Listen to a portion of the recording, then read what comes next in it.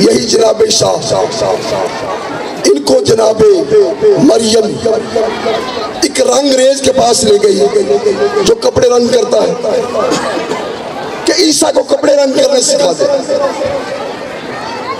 ماں چھوڑ کے آ گئی، استاد سکھاتا رہا۔ جب 10-12 دن گزرے نا، استاد نے کہا عیسیٰ میں جا رہا ہوں فلاں کام کے لیے، یہ 8-10 کپڑے پڑے ہیں، ان کے ساتھ میں نے رنگ بھی باندھ دیے ہیں، اتنا پانی گرم کرنا، اتنا پانی ڈالنا، پھر اس میں اسی کپڑے کے ساتھ جو رنگ بندہ ہے نا وہ رنگ ڈال دینا، اس کپڑے کو یوں رنگ کرنا، میں کام کر کے آ جاؤں تو یہ سارے کپڑے رنگ کر کے رکھنا۔ توجہ ہے؟ وہ چلے گئے کام کے لیے، جناب عیسیٰ اٹھے، سارے رنگ اکٹھے کیے، سارے رنگ اکٹھے کیے، سارے کپڑے اکٹھے کیے، مٹکے میں پانی ڈالا، اس مٹکے میں سارے رنگ ڈال دیے،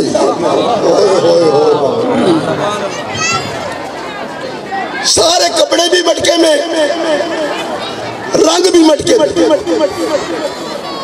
آگ لگا کے نیچے جناب عیسیٰ بیٹھ گئے۔ تھوڑی دیر کے بعد استاد آیا، عیسیٰ رنگ کر رہے ہو؟ جی استاد جی۔ کون سا رنگ؟ استاد جی سارے۔ کوئی تو سمجھے گا؟ استاد جی سارے۔ کپڑا؟ استاد جی سارے۔ استاد دوڑا مارنے کے لیے کہ تو نے میرا بیڑا غرق کر دیا، اب میں کو کیا جواب دوں گا؟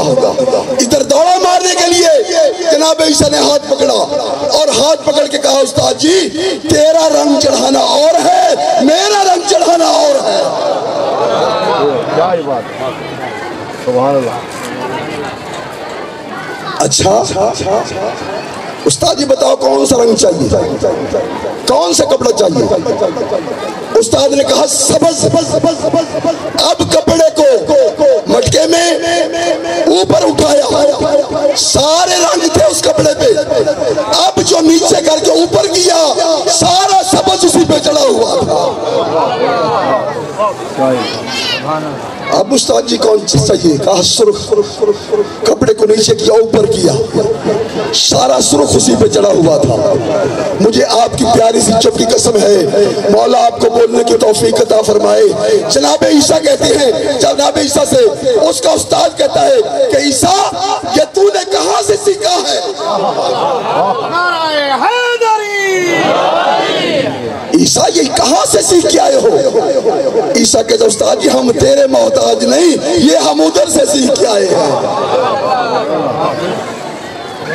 تو ہادی بابا وہی ہوتا ہے جو ادھر سے پڑھ کے، بچیوں سے مسئلے پوچھنے والا ہادی نہیں ہوا کرتا۔